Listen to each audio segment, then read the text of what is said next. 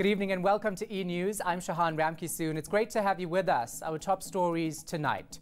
The death toll in Mozambique climbs to 417 as the country struggles to recover from Cyclone Idai's destruction. Close to 50 children suffer amid claims of mismanagement at a home care centre in KwaZulu-Natal. And South Africa backs Bafana Bafana as they seek to qualify for the 2019 Africa Cup of Nations. We start with this. The official death toll in Mozambique now stands at 417 as relief trickles into the cyclone-ravaged country. Heavy rainfall is causing flooding, hampering efforts to relocate people in affected areas. Idai lashed the Mozambican port city of Beira last week before moving to Zimbabwe and Malawi. Gerard Pretorius filed this report. Rescue teams in Mozambique are taking turns to assist people stuck on roofs and in trees. Thousands have been left homeless after the massive storm Idai hit the country. Rescue workers say working under these circumstances are tough. The most difficult part is when we airlift people from rooftops and who are stuck in trees for days. And what we have experienced now is currently there's a huge amount of snakes that are also finding safe haven in trees, and that creates a challenge for us and also a danger to the rescuers that are currently there. We went in with small boats, tried to save people out of trees and off of buildings, but the current was extremely strong. It was very dangerous for our guys. We were able to get about 23 people out that evening. The United Nations says it will send aid to around 600,000 people who've been affected by the floods. In the city of Beira itself, thousands of buildings have been destroyed. Residents say their homes have been razed and there are barely any services. I'm living in the building. All glass window, they were broken, and the window also, the wind get inside and start blocking my equipment inside. The people from Beira are slowly starting to clean up the city and rebuild their lives. Gerard Pretorius, Mozambique. Back home now, a children's home in KwaZulu-Natal, KwaZulu-Natal is under investigation. Around 50 children living there, but it's in really bad and appalling conditions. The provincial government is investigating the centre. Tuba Vilane has more. The centre is home to 48 physically challenged children and youth. They all came here hoping for good care, but that's not happening. Izinto esikhuluma ngazo yilezi nje iphonje ekulala kuzona izingane sizamile ukufihla ngoba phela senzela amehla abantu, but iyona into engasijabulisi iphonje ekulala zona izingane izinto ezikanje. Asikhala kakhulu futhi imishini asinayo, ningabona nje londolo ukuthi kunjani gcwele izingubo namanje umshini munye nawo ukuwasha okungawashi. Kusinga isikhathi noma kuthiwa sifuna imali yokuthi sihambe siye kodokotela kuthiwa imali ayikho. And sometimes children go to bed with empty stomachs. Isikhathi esikhulu sike zidle isoup uphele 2 weeks zidle isoup. Zidle mini, zidle ntambama, zilale ngayo. Ziphinde zidle into fruit nje aziyazi. Zazi kwa fruit, azikwazi nje ukudla okunempilo, ziphekelwa noma yini ngoba kuthiwa asikhulumi, ziphekeleni vela zazi lutho. The centre has over 30 support staff, but it seems none of them want to be here. Nebhodi umasiza nezikhalazo zethu liyasilahla. Inkosi uqobo sazihambisa izikhalazo enkosini. Inkosi ayibuyelanga thina izohlala phansi nathi. The Provincial Department of Social Development pays the home at least 1.4 million rand a year. When we were alerted of these allegations, we immediately sent out a team to do an in-depth investigation. Tuba Vilane, Zimbabwe, KwaZulu-Natal. A group of black female academics is calling for an inquiry into sexual violence against staff and students at universities. They say institutions clearly cannot be trusted even when implementing their own policies on gender-based violence. Zikhona Chona has this story. Really want to have sex with me. So why? This week's episode of Checkpoint on ETV told the story of a former university lecturer who allegedly sexually assaulted students in exchange for marks. The man worked at some of the country's top universities. He resigned from the University of Fort Hare last year after being found guilty of sexual assault. Now, a group of academics calling themselves Black women, gender non-binary people and allies in higher education in South Africa has written to Higher Education Minister Naledi Pandor calling for action. They want a national inquiry into gender-based violence at institutions of higher learning. Dr. Babalwa Makokwana, a lecturer at Nelson Mandela University, is one of them. What we are saying in that letter, we are saying that we need to have a national conversation within higher education where we set up structures from the highest level of the Office of Higher Education and to start blacklisting the people who have been found guilty, to have a register of people who have committed the offense, to have a nationwide inquiry on the extent and the scope of the problem. The academics say sexual violence has become normalized at universities and the institutions are failing to deal with the crimes. The offices, most of the time, that tend to deal with these kinds of offenses, they tend to be under-resourced and incapacitated. Another academic says women don't report offenses for fear of being victimized. In the case of sexual violation, the responsibility is being placed on the victim to prove that she was sexually violated. And that secondary victimization, many women just do not report because they don't want to go through that whole process. The minister's spokesperson says she will study the academics' letter and see what can be done to address the concerns raised. Zikhona Chona, Johannesburg. A new video game called Rape Day is being slammed, developed by a gaming company called Desk Plant. It gives players the chance to be a serial rapist. Michael Apple takes a look, and please note the following content contains graphic and offensive images.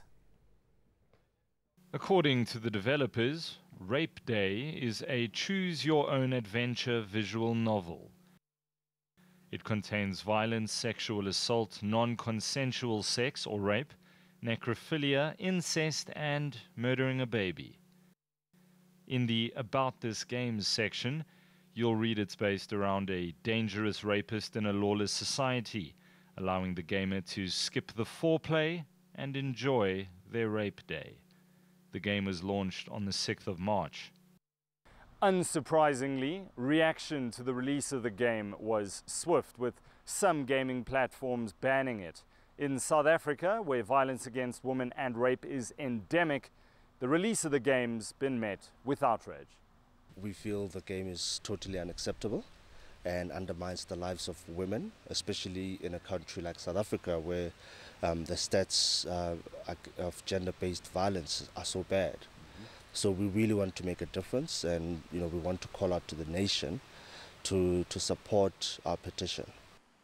Avon, which is reportedly one of the biggest direct selling companies in South Africa, recently pledged its support for the 1,000 Woman Trust petition. It's calling for a change in legislation to ban any game that promotes violence against women. The game developers argue that the game is based or targeted at only 4% of the global population who are psychopaths. And we believe, if you give that kind of material to psychopaths, you should expect the worst. And that's why we are strongly petitioning against this game. The game's website says its fictional visual novel has been banned, while the Communist Manifesto, which it says killed millions of people, is sold freely. It says the banning is as a result of modern-day cry bullies and offers 2 torrents where the game can be downloaded for free. South Africa's rape statistics are staggering. About 40,000 rapes were reported in the country per year over the last 2 financial years. 110 rape cases are recorded daily. with about 70 people being raped per 100,000 in the country. The petition will be handed to various departments, including the Office of the Minister of Women in the Presidency, Batibile Dlamini, on Friday.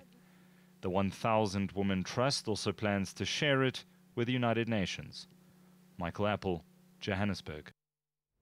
Coming up, Al-Shabaab militants strike in Somalia's capital, killing 9 people, one of them a top official in the country.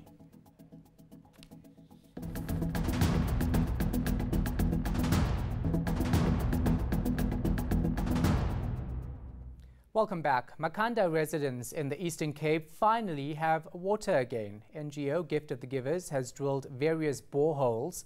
The water is being processed to make it safe to drink. After weeks of waiting, finally the people of Mkanda have water.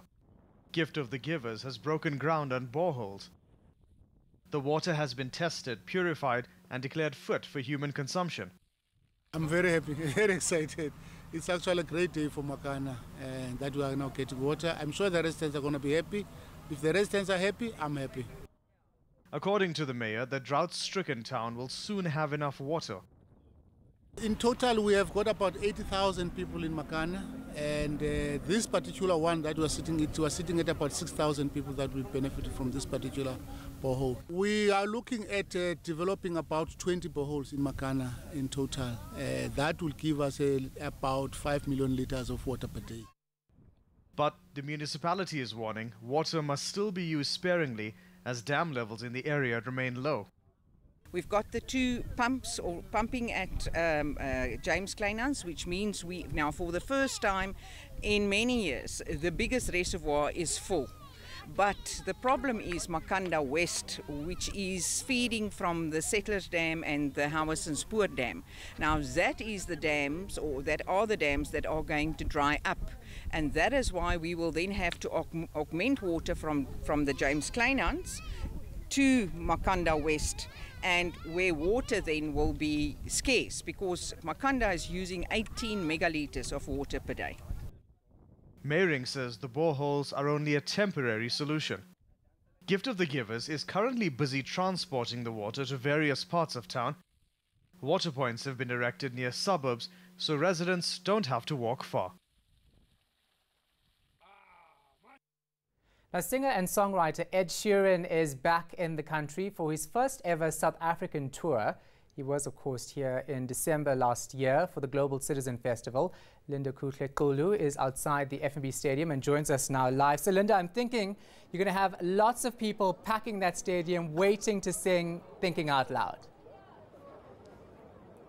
In fact, Shahan, a lot of people trickling in right now, and we're getting some of the latecomers notoriously late. But I'll just speak to them about, what they're expecting inside. You guys, relax, no need to be nervous. But just take me through. What are you expecting inside there? What are you excited about?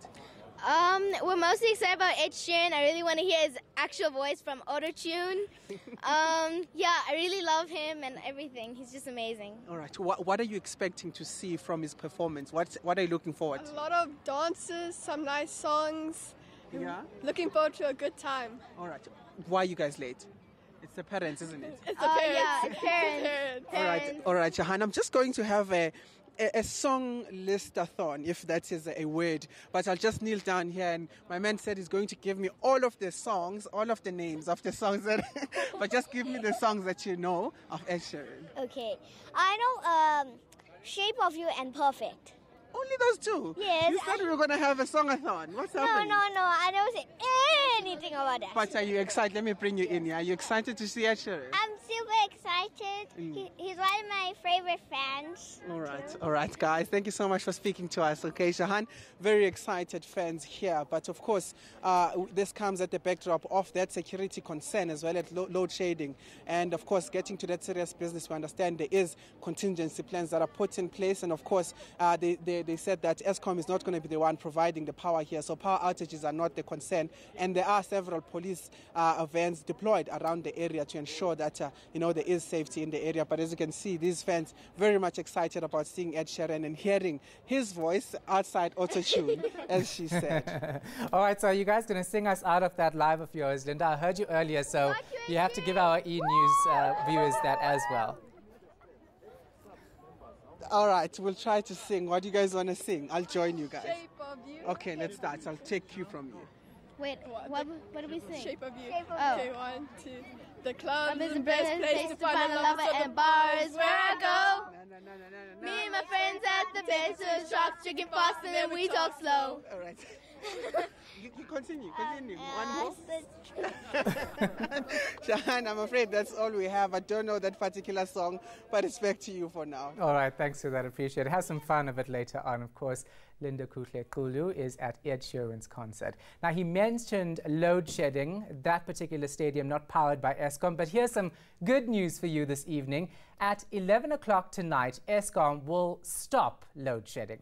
In a statement, Eskom says improvements in the performance of the power system will most likely result in load shedding being stopped before then. For now, no load shedding is expected tomorrow. A round of applause for Eskom. International news now. Al-Shabaab militants have stormed a government building in Somalia, murdering at least 9 people.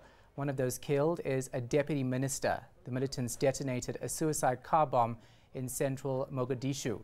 Al-Shabaab has been trying to topple the Somali government since 2011. After the break, Candace has your weather details, and then South African art originals are fetching top dollar from foreign buyers.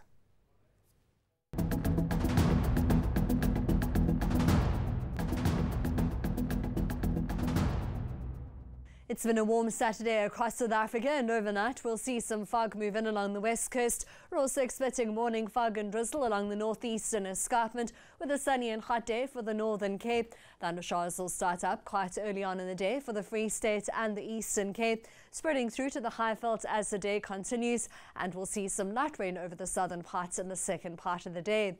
In the Northern Cape, you'll see another sunny and hot afternoon for Uppington and Prieska at 37, with a few thundershowers over the southeastern part of the province.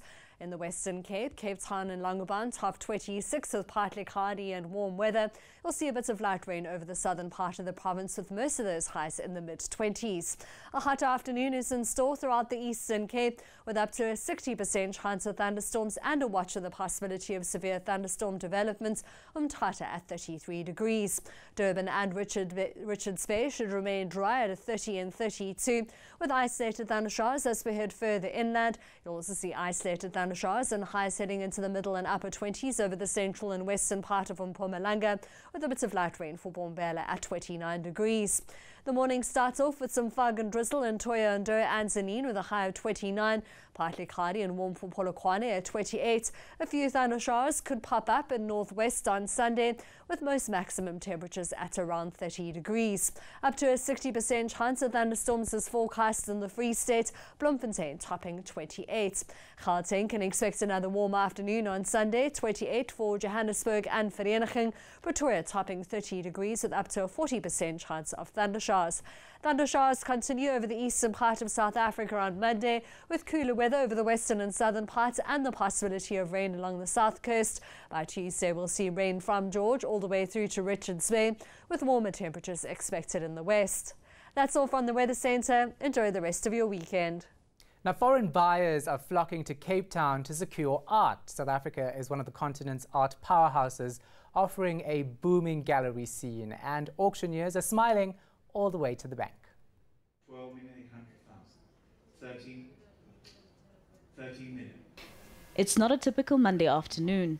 Eager art collectors from America and Europe are in Cape Town in search of deals. At this venue, works by several South African heavyweights such as Stern, Gerald Sekoto and Alexis Prela are on display.